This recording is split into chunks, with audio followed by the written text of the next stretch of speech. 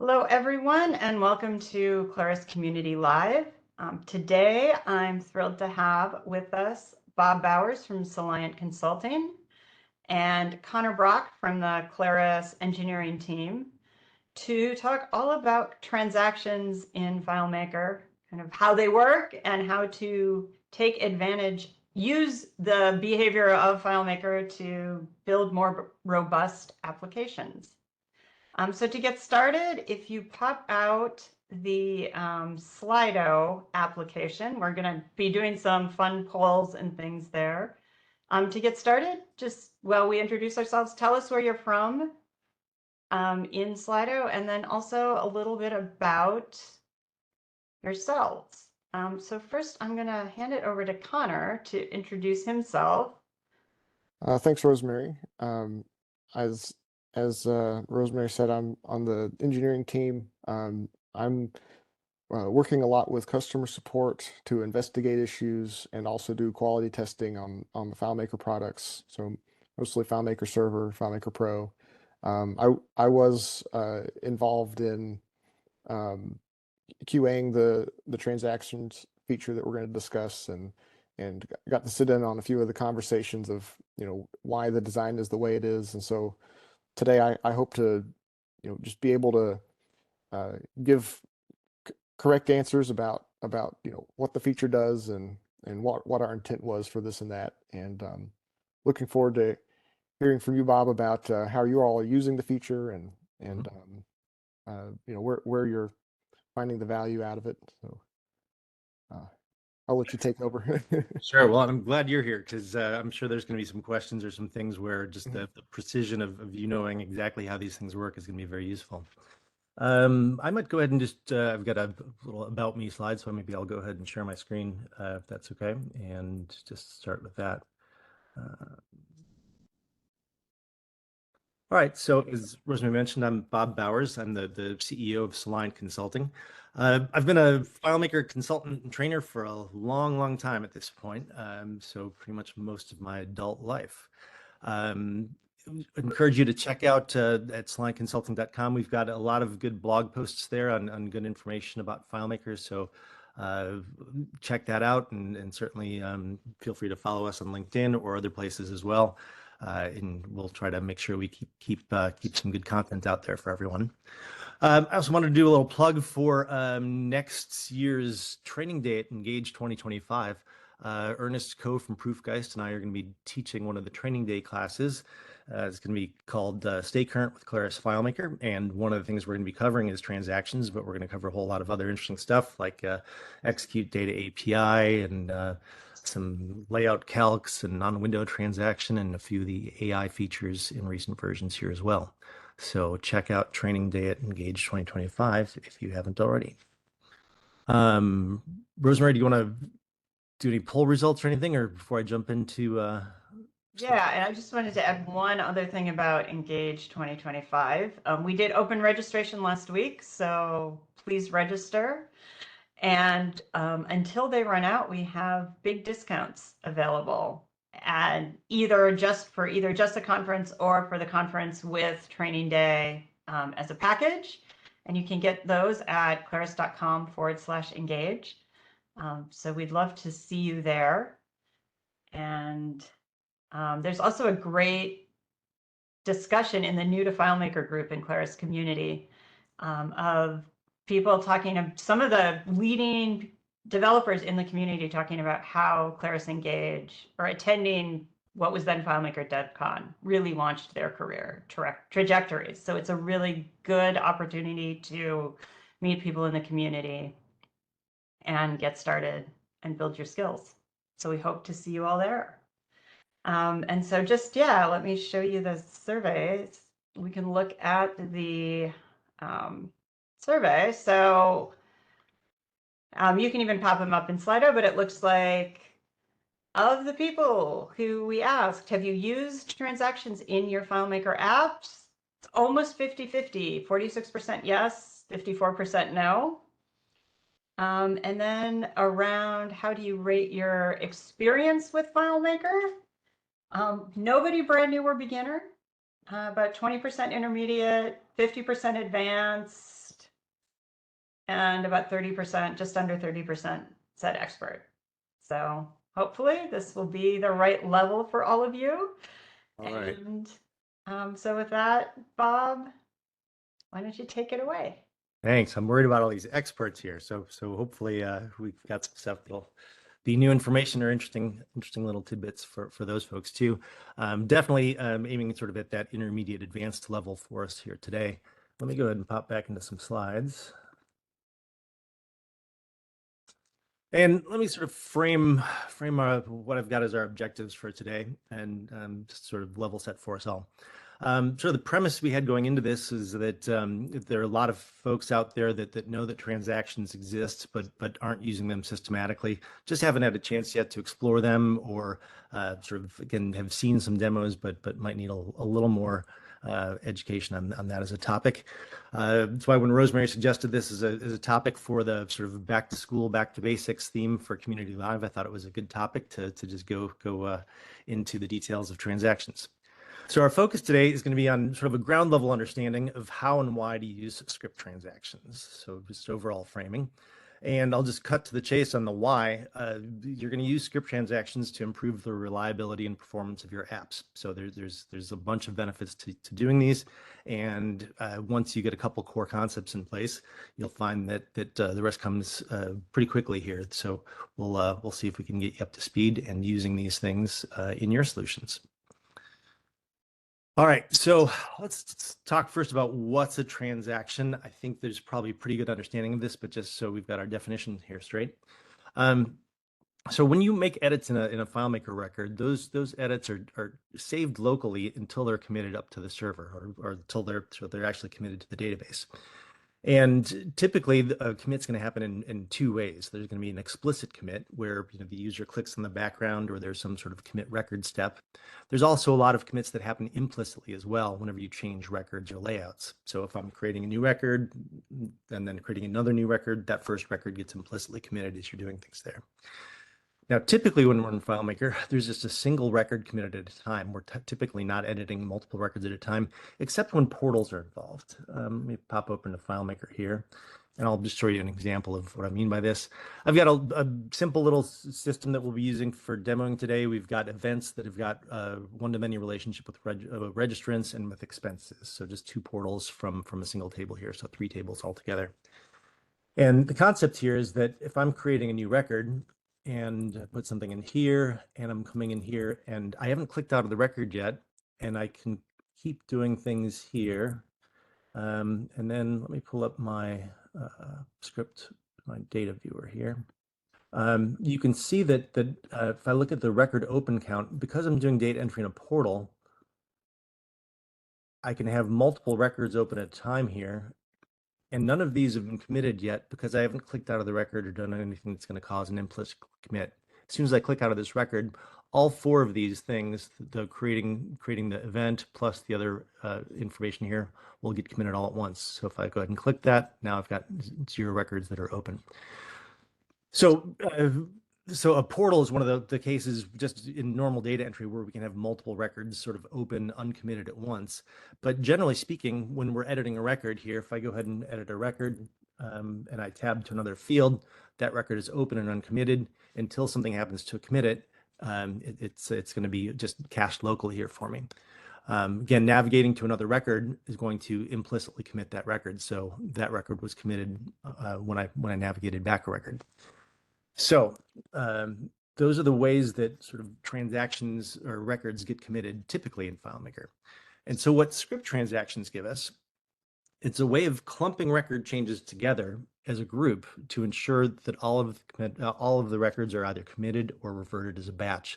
So essentially, it's a way of just gathering several things that would normally be sort of separate record commits and essentially grouping them together. And we're going to make sure that those all get committed at the same time or that none of them do. So that's the essence of a transaction. Connor, do you want to either chime in on any details there that are interesting to you on that? Yeah, and I guess that was what we were hearing from the community when we were first tackling this feature, is that's what developers want to be able to do, is do a single commit across multiple records, multiple tables, We were hearing that people were trying to come up with workarounds to do that through relationships. But this feature, the intent is just to give you a real simple, easy way to begin doing that. And like you said, for data integrity. So Yeah. yeah, but I think we're on the same page there. Yeah, and I don't want to get into how we did things previously here, but Yeah. people did do a lot of stuff with trying to use portals in creative ways to keep a bunch of records sort of in limbo at once, so they could all be committed together. So this is a better technique than needing to do that.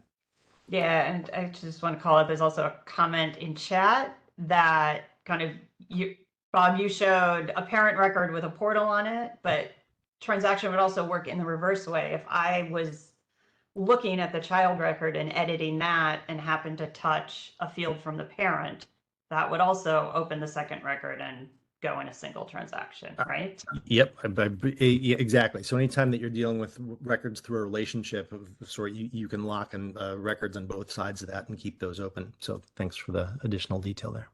Yeah. All right, so let me get into sort of just framing here still. What are we worried about? So what problems does this solve in the universe by adding script transactions? And for me, it comes down to sort of three things. The first is what I'm going to call data hygiene. So where you've got some batch of changes that needs to be happen as a set in order to be a coherent thing, right? So if I'm duplicating an invoice with related line items, I wouldn't want, only half the line items to get written out there. So really that record and its related line items need to be considered one thing and committed together. Or if there's some issue with it, we don't want any of them are committed. So this will just help keep data hygiene. The second case is what I'm going to call just broadly wonky data issues. And we've all seen these. And the important thing here is that now we're not just talking about sets of records or where I'm ganging things together and clumping things. This is going to be equally as useful for just regular wonky data issues. So any old, schema locks, record locks, permission issues, you could just be, trying to do a delete record or something like this. It doesn't need to be, deleting 12 records. And the script transactions are still going to help diagnose or prevent these wonky data issues. So I want to be clear here that script transactions are useful when I've got multiple things that I'm doing together, but they're also very useful if I'm just dealing with single records or something that I'm trying to prevent just those weird one-off things that are hard to diagnose. And then thirdly, you can essentially have business logic issues here. So it's not an actual error in FileMaker that we're trying to prevent or diagnose, but you want to be able to have your own rules here for whether things should pass or fail and be committed. So script transactions give us the ability to do that. So these are the things that we're sort of solving for by using script transactions. All right. So what do you actually need to know here? So the first thing is just general framing, and this was a sort of a aha moment for me, so I'll share it with you, because I've been so used to, we're trying to trap for errors, and we're trying to say, hey, if there's an error, then I'm going to do this. If there's an error, do this. And script transactions aren't about trapping for errors. We're not actually trapping for errors. We're preventing them, and then we're reporting on them what we prevented. So there's nothing in script transactions where you say, hey, if an error happened, then go do this. The error is not going to happen. It's going to prevent that error from happening in the first place. And then it's up to you to just report on that. So hopefully that framing, just think about this as preventing rather than trapping, is useful for you. And in terms of just getting started on this, I think there are basically three core concepts that we'll cover here at the beginning, just that help understand the whole thing here. The first is about short circuiting, how short circuiting works, and then how and when to use the revert transaction script step. And just a little cut to the chase there. Revert transaction is generally going to come into play when you're talking about business logic errors. For preventing other errors, you won't even need the revert transaction script step. That's generally going to be for being able to implement your own business logic. And then there are a couple of functions that are going to be very useful to us, or a couple of tools here that we're going to need to know about for reporting and recording any issues, just so people know that there was something that didn't happen there. So set error caption, get last error, and get last error detail will be good tools for us. All right. That's kind of the framing and just sort of setup that I want to do. I've got a bunch of demos and stuff. Rosemary, Connor, any questions or thoughts before I jump into actual looking at some scripts here? Yeah. Do you ever leverage get list error location as well? 'Cause I think that was one that we actually added to be related to this feature. Yeah, I do, and then you'll see in my actual I use it in some of this stuff there. It's not as useful to me as get last error detail. Okay. There's just the information it gives you. It's a little bit redundant with last error detail, but then it also is going to give you the location is always going to be that commit step, Mhm. or as opposed to where the actual error happened itself. But we'll see the difference between that in one of my examples here. Okay. But I should have included that certainly here too. So we'll amend the slide on the fly. I think my only other question I know that we've talked about and other people have raised is, can using performance or can using transactions improve performance of systems? Yeah, let's digress and talk about this for a sec, because I don't have a specific thing on this, but yes, the short answer is it can. And the numbers I've seen, and I think I saw something from Korn over at Proofgeist that it was 30% faster in some of his tests. And the reason for this, let me tell you my thought for this, Connor, and then you can tell me the real reason why there's a performance benefit. But I imagine it's because when you're committing things as a batch. So if I've got 10 records and I want to go new record, new record, new record, it's going to send that up to the server each individually if I don't do this in a transaction. And then it's got to push out notifications to users or do whatever it's going to have to do. It's going to have to do all of that stuff for each of those 10 new records that I've just created. Versus if I'm sending those 10 records as a transaction, committing those together, it's going to then send out notifications and do other things like that in a more efficient way. Is that I think in the cases correct? where you get performance gains, I think that is going to be a big part of it. That we're reducing network chatter here. I guess I also want to say that there could be cases in which the performance is not helped and maybe even worse. So it just depends on the case. But there is more client side caching that happens to hold that transaction, and so I guess there are cases where it could be better or worse performance. I think the main use case in my mind was the data preservation, like you said, but certainly there are cases where the performance better. Can you think of a scenario where where it would be worse performance? Is that going to be any particular type of scenario? Well, I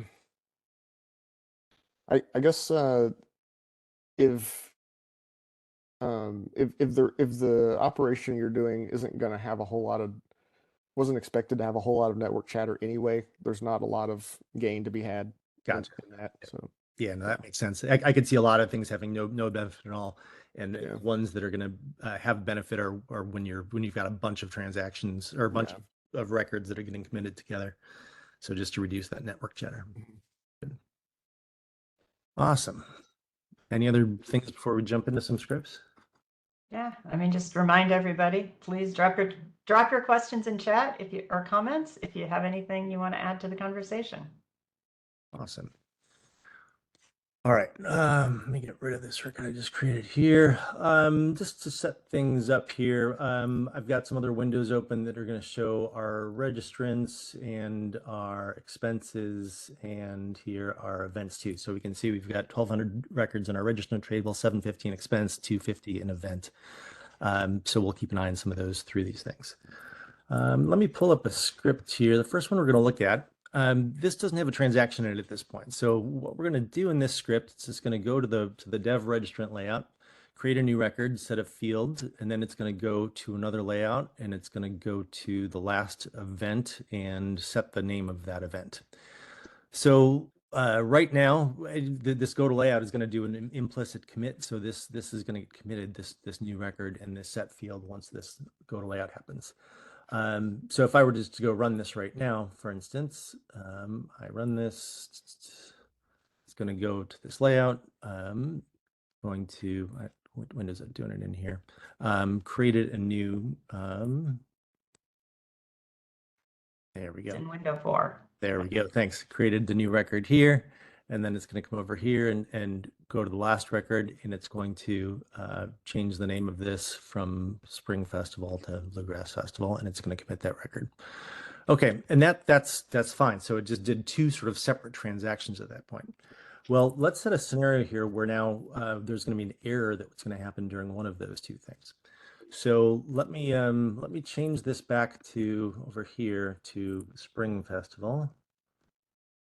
And this is the last record here. And I'm going to leave this as an uncommitted record here over in this window. So I'm going to create a record lock with myself here in another window. And then if I come back over here to this window, and now run this again.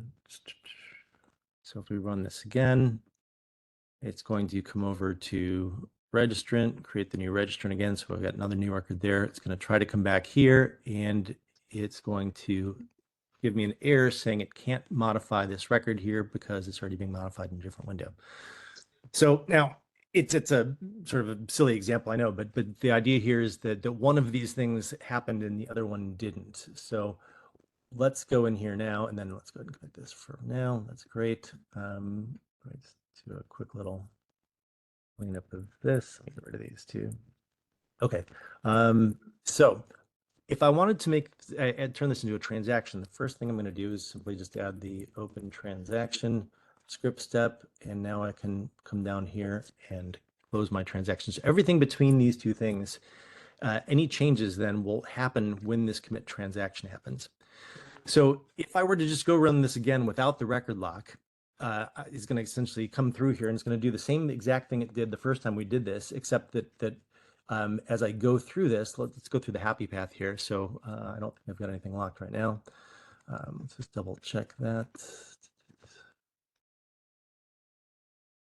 Save, yep. So right now I've got 0 records open, good. And I come in here and I'm gonna now go to this layout, new record, set field. So I've got 1 open record. And now here's the first difference we're gonna see is when I change layouts, that record is still open. That hasn't been committed. This new record has not happened yet. So now when I come to this last record and I try to change something, oh, it's actually got it locked in the other window here. Well, this is actually going to show us exactly what's going to happen. So had I not had that open in the other window, it would show me 2 records open now.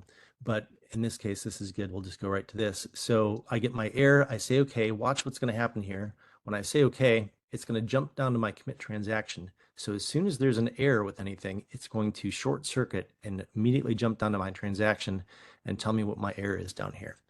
And so now when I click the next thing here, so I've still got this 1 open record. If we go look, that Smith record is here right now. But as soon as I click this next step forward, it got rid of that record from the registrant table. So because there was an error thrown by this set field, because we had the record lock, this new record was reverted through that simply by adding the open transaction commit transaction. So I didn't have to test for anything. I didn't have to say, if there's an error, do this. It automatically prevented that from getting committed, both those things, because they were lumped as a transaction.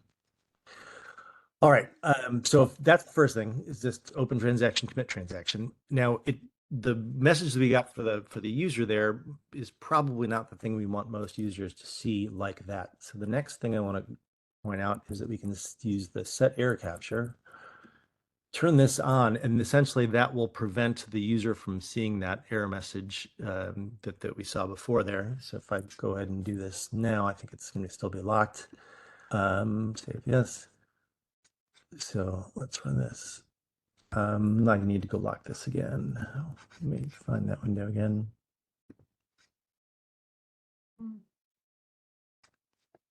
So, oops, I already got it. There we go. Okay, so let me unlock that, lock it again here. Okay, and so, oh, well, at this point, no, this is actually what I wanted to show. Right now, when I run this, I've turned set error capture on. So it's going to prevent that error, but the user is not going to get any kind of message at this point because I haven't done any kind of reporting them. So I've captured the error, but we're not reporting it back to them. So it's essentially silently reverting the record at this point. So the record lock is still there. And when I run this, it's essentially going to say nothing's going to happen. It's not going to turn this into Bluegrass Festival. None of that's going to happen here because we haven't reported anything back to the user.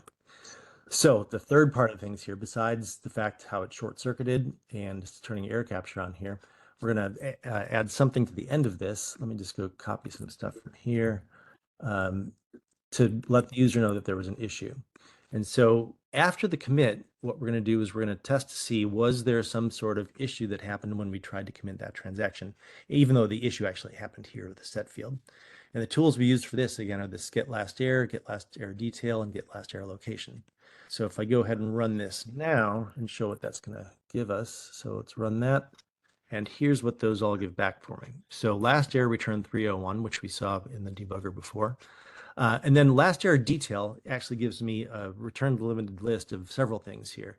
It's going to tell me the script that I'm in, and it's going to tell me the command that caused created the issue, what line it was in, and then the account that was running this. And then last error location. So Connor, here the difference, it's going to give me the same information, tells me what script it was, but this is going to tell me that the commit was with this, where the error was, which it's always going to tell me that in this case. So to me, that's a little bit less useful than knowing that it was the set field. Yeah, that makes sense. Yeah. Bob, one nuance that maybe is worth mentioning, and maybe you've got more on this later too, is that the type of error that you run into is going to change whether or not the transaction automatically reverts and skips to the end versus carries on with an error. And so the type of error you just did with the record lock, and things like that, where there's no hope of the transaction ever continuing, we do automatically just bump it to the end. But I guess there could be other types of errors that may not matter as much, like maybe a set field was blank or something that where you're going to hit an error, but it's not like one we consider a fatal error that you'll carry on, and that's where maybe some of the trapping with revert transaction could be useful. But it sounds like that you're using that step a little differently.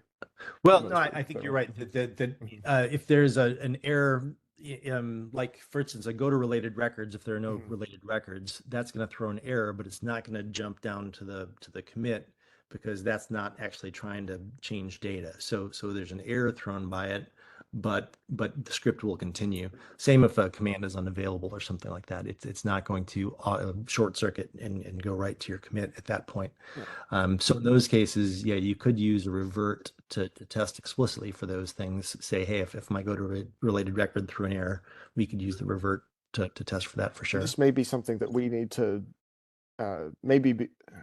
document a little better too, of what what's the criteria, where's the line of what's going to auto revert and what's not going to. But I'm at least in my mind, it just has to do with is the commit going to be a known failure, basically, because you can commit incorrect data or incomplete data, but like the example you just gave of like a find, that's not a commit related kind of error. So, but I know that things like validation errors, schema dialogues popping up and interrupting and throwing you out, and yeah, user conflicts, those are the ones that I guess you can expect to revert.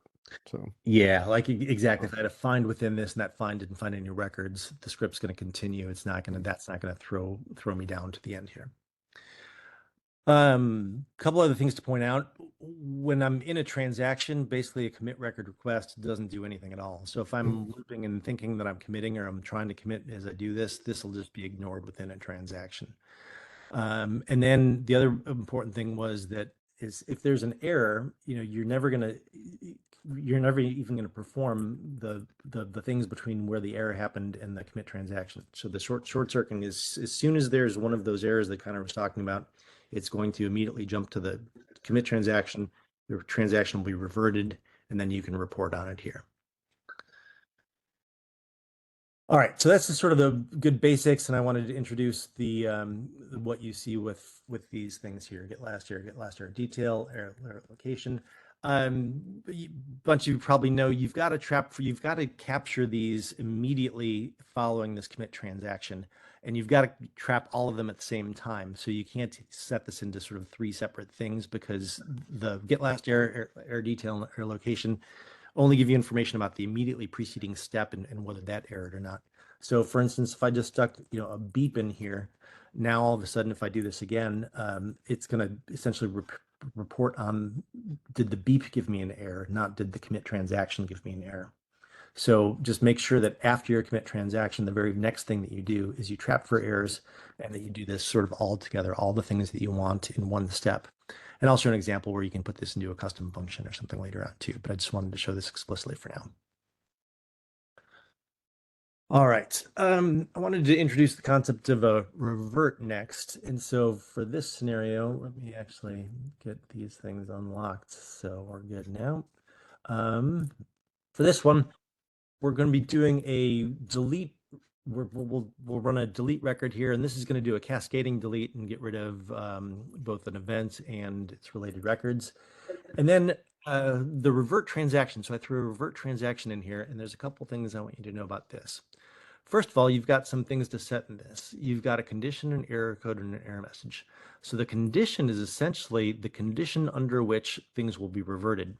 The point being, you don't have to do if something, then revert, and if. Essentially, the if is built right into the revert itself. So the condition is going to be whatever you want it to be. So it could be, in this case, it's true. So this is just going to automatically revert. This will be sort of auto reverting here. But if you wanted to say, hey, if something was left blank, this is where you're able to implement your business logic.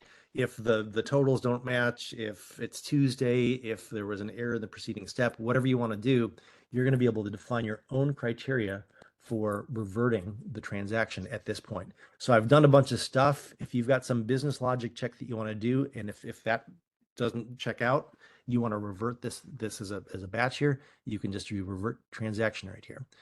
Then you're going to specify an error code, or you can specify an error code. And a little bit of a nuanced detail thing, you're going to specify a number between 5,000 and 5,499. That's sort of a batch that Claris has reserved for these types of errors. And then you're able to specify your own message here, my custom error message as well, whatever you want that message to be. And we'll show the short circuiting of this as well, because I've got a custom dialog in here. But the point being that because this revert is going to happen every time, we'll never even see this. There's no chance of us getting to this because the revert just goes down to the commit transaction. So let's say I run this right now. Let's just sort of get, let me move these things around again. So right now, 1,200 registrants, 750 of these. So if I go here and run this with the debugger, so error capture on, open my transaction, delete this record. I do that, and you can see that now I've got 749 here, and I didn't have any related registrants there. So, and then I'm going to go ahead and revert this. And then we should see that 750, we're back up to 750 over here. And so it never got to this show custom dialog hello. And now we'll be able to report on our error. So grab all the errors. This time I'm putting them into some JSON and just checking to see if one of those things produced an error. And then I can say the transaction was reverted. The thing I wanted to show here is that we'll get our last error is going to show the custom error message that we threw through our revert transaction. And then we'll also see the my custom error message here, and that it was the revert transaction that caused this. I just have it splitting those lines of the get last error detail into some separate JSON entries here.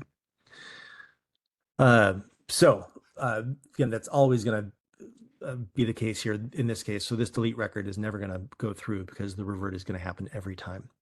Again, the takeaway there, there's a condition built into the revert, and it's going to jump down. Nothing after that revert is going to actually happen. So it's going to immediately short circuit and go to the commit. And then we're going to we're going to report on the error at the end of it. All right. Well, we have a couple questions that have come from all the various places. Just a reminder to the audience, best way to ask us a question is in chat. Make sure you send it to everyone and not one of the speakers individually or just the panelists. Just send it to everything. So first one is, do transactions work the same if changes are being made to an external data source? If changes are being made to an external data, if there's a record lock on that, and you can't make the change, then yeah, if there's anything that would be an error, it should work the same. So it doesn't matter if the table's in the file or not in the file. If you can't get if you can't open that record to change it, it'll error out. Okay, and I guess the related question, if you have multiple either FileMaker or other data sources, and you open a transaction, and there are no errors, do the commits all happen in a batch still across all those data sources? Well, I might let Connor answer that one. Yeah, that's the idea. That's what I would assume too. Yeah. Yeah. I certainly haven't tested that, but I've never seen anything to suggest otherwise. So in Okay. absence of somebody suggesting otherwise, I would assume it does. All right, well, here's a good one. What happens if in the middle of a transaction, the power goes out or someone trips over the power cord on your server or your desktop computer? This is actually designed to help that. So it's never going to get committed. So it's going to sort of stay in that open state. Now you might have some, I don't know if those records actually stay open or not, and other people are going to trip over those record locks, but your transaction will not get committed. Connor, anything to add to that one? Yeah, a different feature. We recommend enabling persistent cache for that scenario that changes will to being stored in cache on disk on the server, to prevent data loss. But even in that case, that in combination with the transaction here is still, the transaction will still save you from having, partial data committed. So, but just I want to pitch for another feature on that topic that we recommend. Yeah. Okay. It's another more complicated question. So you're in a transaction over here in one window. Yep. And you go to another window. Yep. And do some non-transactional stuff before you return to the transaction windows. Yeah. So are any commit records ignored in that second window, like it is in the main original transaction? This is probably a good segue to my very next example that I had, which is it's a scenario of multiple windows. So there's an important concept here that a transaction is bound to a specific window. When you open the transaction, it's only changes made within this window. So anything that happens in another window is not going to be subject to your transaction rules. So for example, and we'll just run through this one. I've got this scenario here. We're going to go create a new record, a new event record. We'll name that record 1, then we're going to make a new window, and we're going to make another record in that new window. And then we're going to revert this transaction with a condition of 1, so it's always going to revert. And what we'll see is what I expect we'll see is that the record that was created in the new window will be committed because that's not part of the transaction. But this one here will be reverted because that is part of the transaction. So let's go ahead and run this one and we can watch it. So I open my transaction, create a new record. This is record 1. Now we're going to make a new window and we're going to label this one new record, record 2. Now I'm going to revert transaction and we can watch what's going to happen here. Revert transaction. That record disappeared, record 1. And let's go ahead and report on any errors here. So the revert transaction. So there was, this was my revert transaction with my customer here.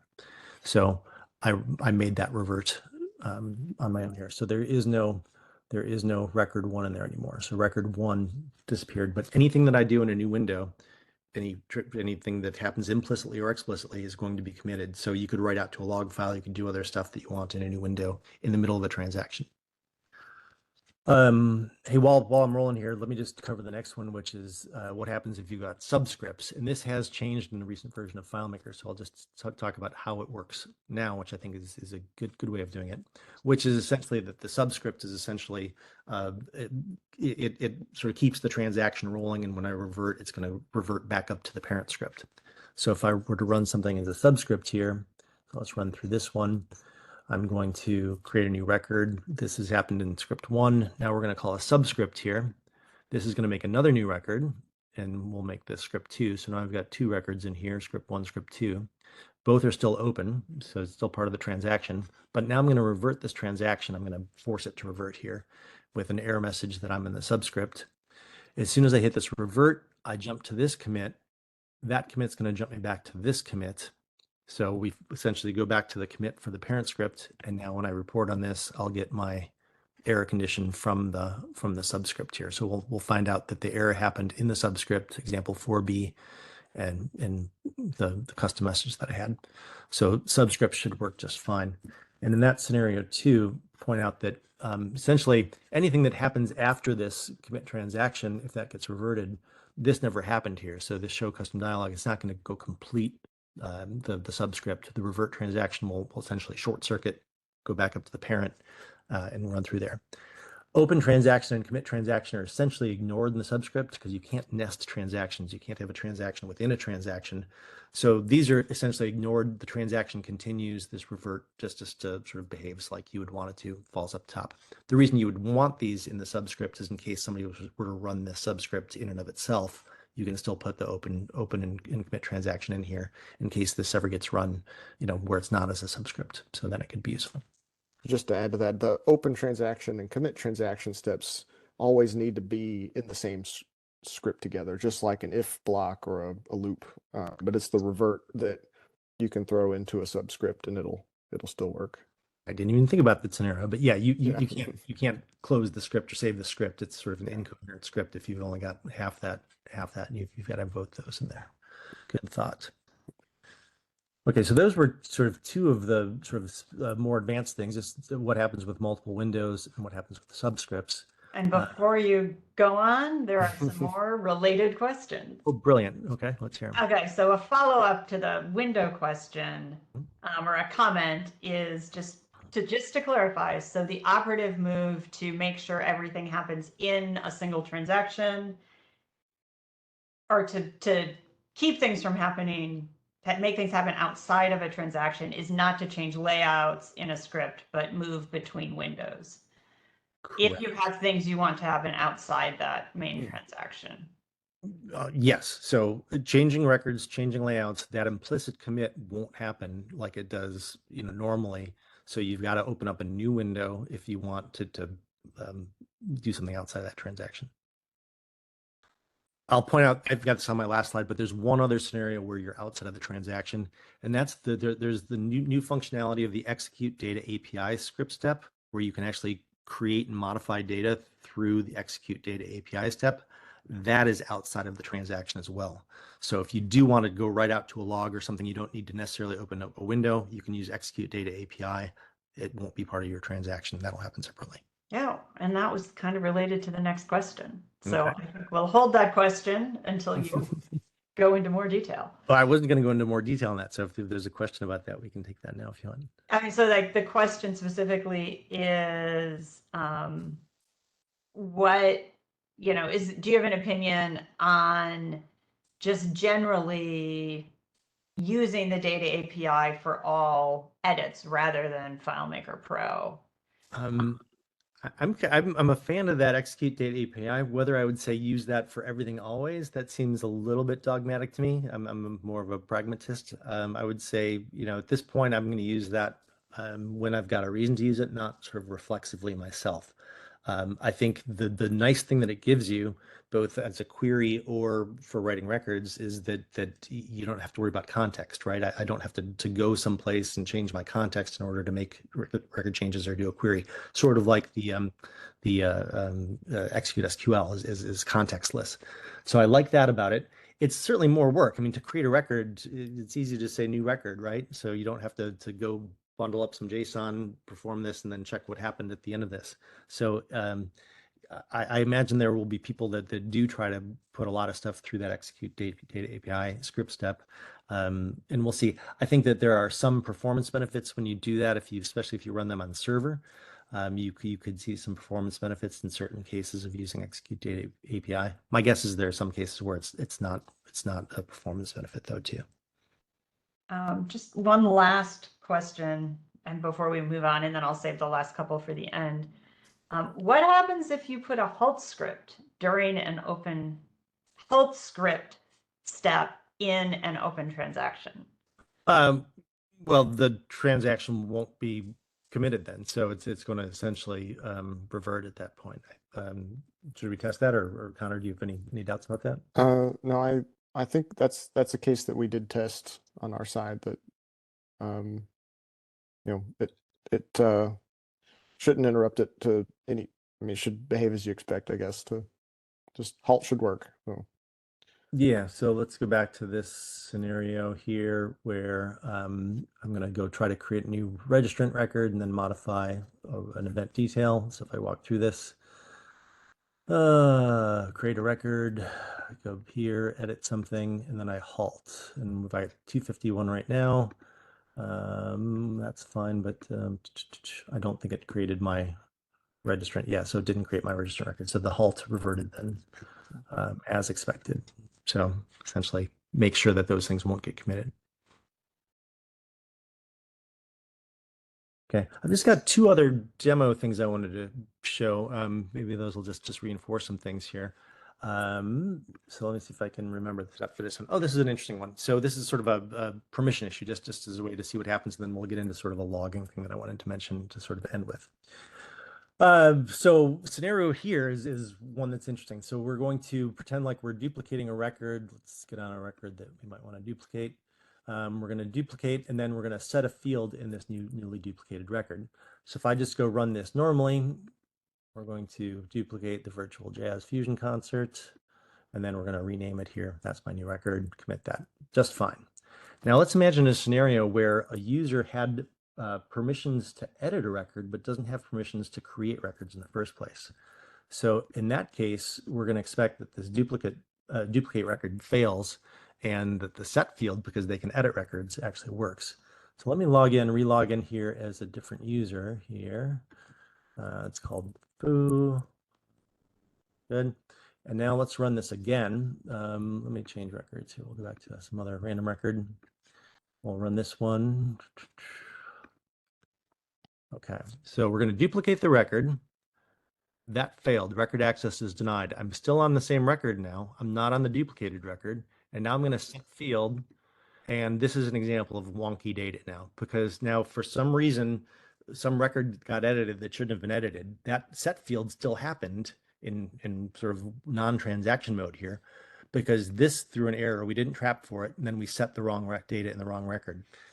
So let's talk about what that looks like if we put a transaction in here instead. Go ahead and do that.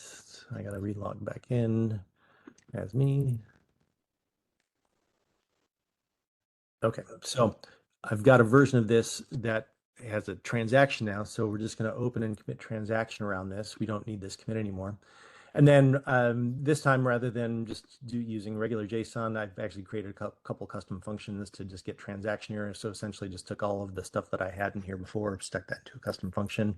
So you can create custom functions both to grab your errors and then to test things as well. That's probably what you'll want to do when you do this here. So let's log back in as my other user. And this time when I do this, let's come to some other record. Okay. You'll go run this now. Set error capture, open transaction, duplicate, record access is denied. We skip down, we short circuit, come to our commit transaction. The set field's never even going to happen because this is an error that's going to cause us to short circuit. So that there's nothing to essentially revert because it just didn't happen, right? So it's essentially reverted.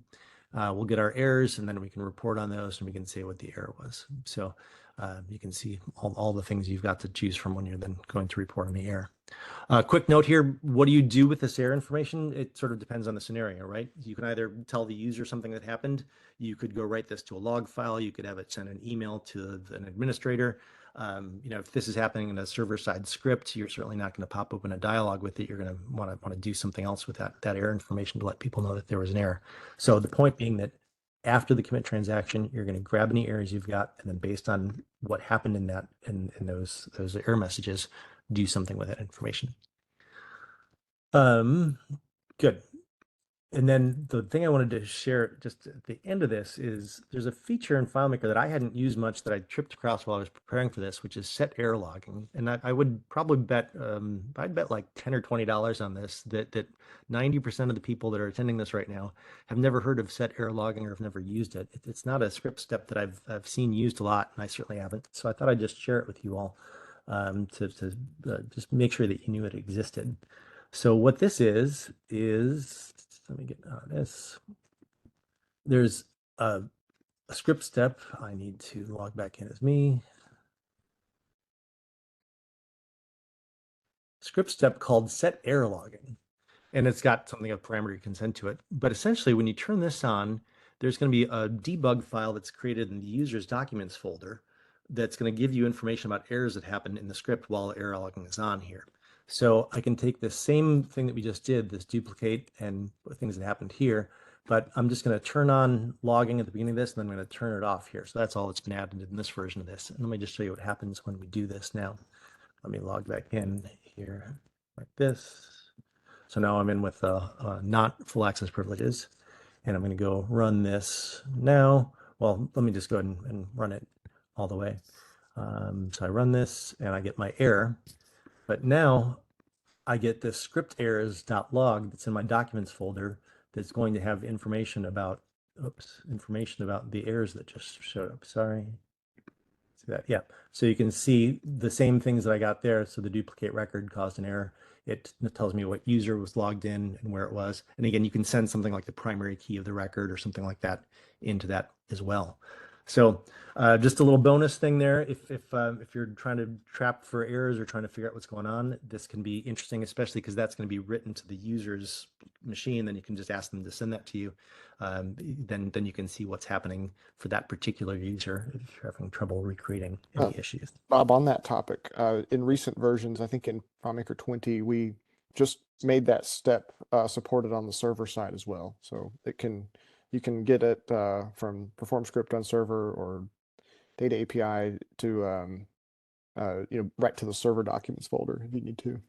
Brilliant. Okay, because yeah, if you go look at the help system, it does say it's only Pro and Go, and I wondered about that too. Because we need to change that then. Yeah. All right. Thank you. So Mhm. we'll just pretend that was in my slide the whole time. But yeah. So anyway, the other little nuances with this,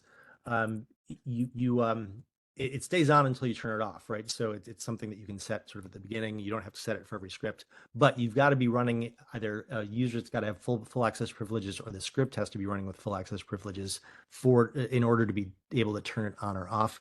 So that's why I stuck these in some subscripts here that are running with full access privileges, so I could essentially turn it on and off just by performing that subscript as a full access user. Since I'm logged in not as a full access user. All right, there's a quick question about error logging. Sure. Does that log just keep getting appended to forever, or Yes. is it? Yeah, I think the short answer is yes. It does. It'll keep growing. You delete it at some point, clear it out, but it's just a console log that you can then go look at. But yes, so it's script errors log in the user's documents folder. And then I would recommend you explicitly turn it off and on when you want. Don't just leave it on. And I'm going to put up this slide while we take any other remaining questions, because I know we're short on time. Just a couple miscellaneous takeaways. Remember to turn error capture on so you're not getting sort of the FileMaker reporting errors as well. No nested transactions. Remember how things work with Windows. It's limited to the window in which it was initiated. This comes up sometimes. If I've got auto-entered serial numbers and I revert, yeah, it's going to burn that serial number if you've got your auto-entered serial number set to on create. If you set it to on commit, then it won't sort of use that serial number until the commit actually. As I mentioned, changes made with the execute data API script step are not part of the transaction. Remember that the commit record is essentially ignored within a transaction, and then just keep in mind your numbers here, 5,000 to 5499 for your own errors. Can I add a caveat to everything too, just about this feature in general, that as you're making changes to various records and working through the transaction before everything gets committed, the data that you've changed is not going to be accessible because it's not committed yet through like relationships or summary functions. And so that may be a use case to think about when we're talking about how to act outside of the transaction. in case any of that data is important. Yeah, so your indexes haven't been updated or anything like that. So Mhm. if it uses the index isn't Yeah. going to be able to find that data. Right. So if you create a record, then go try to find for it, you're going to have problems finding that data. Right. You know, to do something else with it in another window. Brilliant. All right, just a few other things. We do have another poll open, so please jump into Slido and answer our last two questions. One of them is really important as we're trying to plan our next several months of Community Live. Are there other new FileMaker features you want to learn about? And that'll help us plan future sessions. And second, I dropped a little bit of some additional resources into the chat. There were two great sessions at Claris Engage about transactions, an intro with someone from Soliant. Yeah, and then also a team from Proofgeist did an advanced transactions class. Yeah. And then there are also a couple engineering blogs that I think Connor may have mentioned, but I just wanted to make sure those links are also available. I did not think to mention it, but thank you for including them. So. All right. Yeah, I would also recommend those sessions from Engage last year. Dawn Hetty did the one for the intro one, and then I think it was Barbara Clooney did the other one from Proofgeist. That one they get into some advanced uses of revert for business logic. It was very interesting. So I would recommend both. Excellent, thank you. And there was like one other performance question that came in just as we started. And that is more specifically about like, is there any performance improvement if you're performing your transactions on the server in a server-side script rather than in a client? Does that also reduce the network chatter? Short answer is for me is that yes, anytime you can do something on the server, especially related to changes of data, is going to be much faster. Imagine something like a replace, for instance, where it's got to go touch 100 or 1,000 records. If you can get that done as a subscript on the server, that's going to reduce the network chatter for that tremendously. Just to clarify, I think the question, are they asking though, is there a performance difference in doing a transaction block on the server versus not a transaction block on the server? Yes. That one I'm not sure that I would expect a change, but Bob, what do you think? So. I would expect a little bit of a benefit because again, it's not going to have to send out. It's just going to gang up all those changes, so it's not going to have to go broadcast changes to users after each commit. So otherwise, yeah, I guess the impact I could imagine is, and we spend a lot of time talking about network, but there's also the disk write IO that you've got to think about too. So that may be the other thing that there's you're just lumping it all into a single commit, a single disk write. So there may be something there. Yeah. And I guess by the way, replace field contents is something that you can now trap for if there was like a record lock during a replace. So that's a great one to go stick transactions around. And then if there was some errors, you can revert all the other replaces. So replace was something that was very difficult to try to trap for errors in before. So that's a great use for transactions. All right, well, I see a few other suggestions for future sessions, but I don't see any more questions. So I'm going to give everyone 30 seconds. Oh, started to type. Yeah. Now, I hope people found this useful. Again, just a couple core takeaways from this. Hopefully, those will stick with you. And Rosemary, Connor, I appreciate the opportunity to. Yeah, and actually, well, Thank that you very question much, was Bob. coming in. Connor, I just want to have you reiterate. There was a question from someone who's worried about committing to transactions. Sure. Because Claris might deprecate the feature. Yeah, I think that it's if it ever happens someday, it won't be anytime soon, is my prediction. We're just getting started with transactions, so we are still fixing bugs that come in about it, and and feature enhancements requests that we get. So I think it's far too young of a feature to think about that. So. All right, and that last question that was coming in is specifically about replace, Bob. So would you now be able to use replace field with a transaction rather than a loop? Yeah, I think you can safely use or replace, because the reason you would have used a loop is so you could check to see if there's any errors you went. But now you can do that as a replace. Just if there's an error in that, then it's going to revert. None of those changes will happen. You got to figure out what you want to do in that situation. So do you tell the user just to rerun it? Do you try to rerun it for them? Do you know? So you've got to think through the implications of that revert.